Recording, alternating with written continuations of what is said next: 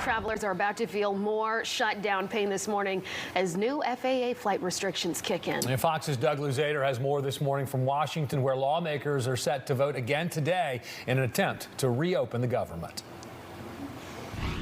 The FAA flight restrictions start today, cutting flights by 4%, but that will eventually climb to 10% next week if the shutdown continues.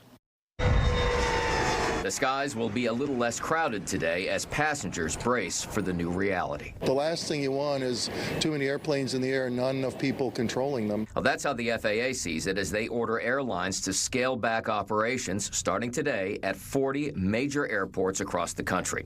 Too many planes, too few controllers, they say. Safety is primary, and so this is not politics for us. The transportation secretary said this isn't political, but it has clear political ramifications for the shutdown debate. President Trump said last night he won't accede to Democratic demands for more health care spending. Look, the shutdown is caused by the Democrats, and we're not going to spend $1 trillion or $1.5 trillion on health care for people that came into our country illegally. I came away more confused than when I went in. And not much clarity from lawmakers on Capitol Hill, but we do expect a vote today on another measure to reopen the government. It may include some concessions from Republicans, including a guaranteed vote on Obamacare price supports, but not the guaranteed outcome that many Democrats are pressing for.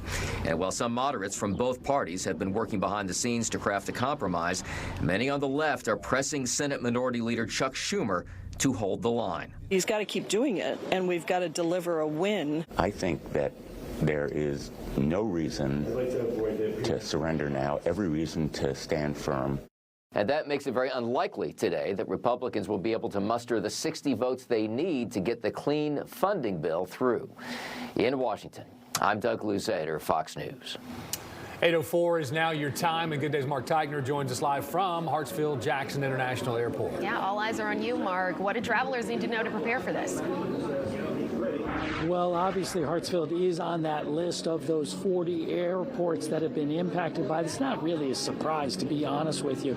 So far today, we've seen a total of 78 flights that have been canceled here at Hartsfield. But do understand that's both coming and going. So you got 39 coming, 39 going. On top of that, we got another 27 or so flights that have been delayed this morning. We have been talking to passengers about all of this. As you can imagine, they're not exactly happy. One guy we talked with, he's actually trying to get back to Madison, Wisconsin, and he said he had to change his travel plans because of these reductions just to make sure that he had a better chance of getting home. You know, it's prudent to make sure that, I want to get home. I've been on the road all week, and so making sure that I had options available to me. Not exactly our favorite thing to do, but we just wanted to make sure that I had the best chances to get home. Probably smart, to be honest with you. Delta saying that it's canceling about 170 flights. That is system-wide. Obviously, large number of those will end up being impacting here in Atlanta. The other carriers doing about the same. Now, most of the flights that seem to be canceled are those going to smaller regional airports. They do tell us that, at least for now, they're not impacting any of the long-haul international ones. We're going to have more for you coming up at 9 o'clock, more reaction from passengers, so make sure you tune in for that. But for now, that's the latest here at Hartsfield-Jackson International Airport. I'm Mark Teichner for Good Day Atlanta. A lot of people going to be impacted by this. All right, Mark, thank you. Well, United Airlines has already canceled hundreds of flights for today. The airline says that its regional flights will be impacted the most. United, Delta, Southwest, and American Airlines say that they're all offering refunds to customers. Meanwhile, rental car giant Hertz is calling for the end to the shutdown. Amid the disruption, some travelers are choosing to drive instead of fly. As a result, Hertz is now seeing a spike by 20% in one-way bookings for this weekend. The company says customers who want a fast and smooth experience should add flight information to their reservations, book their rental at a neighborhood location, and modify their reservations through the Hertz app or through the website if travel plans are disrupted. Some good tips there. It's 8:07 now. To keep planes in the air, Senator Raphael Warnock is pushing the Keep America Flying Act. The measure aims to pay air traffic controllers and TSA agents during the shutdown. And in a statement, Warnock says he's committed to ensuring these workers get the pay they are owed and to making sure Georgians can travel with peace of mind. And as the shutdown continues, pressure is really growing on both sides, not just to reopen the government, but to reach a bipartisan deal on the big issues impacting Americans. You know, one of the most vocal critics lately, Georgia Republican Representative Marjorie Taylor Greene. She spoke with us on Fox Local yesterday. Yeah, good news. Lindsay Tillman joins us now in studio, breaking it all down for us. Good morning, Lindsay. Good morning to you, Alex and Buck. And this is a bit different than how we've seen this Congresswoman really approach these issues in years past. She said herself she wants to help end a lot of the toxic political culture that we've seen recently and work together to get government funded and help Americans deal with some really serious economic issues. So Greene, first elected to represent Georgia's 14th district back in 2020. She was reelected in 2022 and 2024. She said both sides could be taking steps to reopen the government and get important services funded. The lawmaker also said she's been putting a lot of pressure on House Speaker Mike Johnson to bring the House back into session so legislators can discuss policies to help fix some critical issues.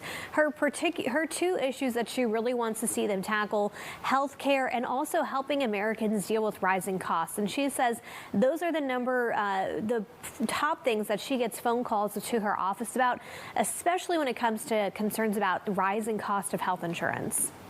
However, with open enrollment starting on November 1st and the ACA tax credits expiring this year, we are seeing many Americans' health insurance premiums skyrocket, some 200 to 300%. That is just not sustainable for Americans, especially those who like families who are working multiple jobs and really trying to keep the lights on and groceries on the table.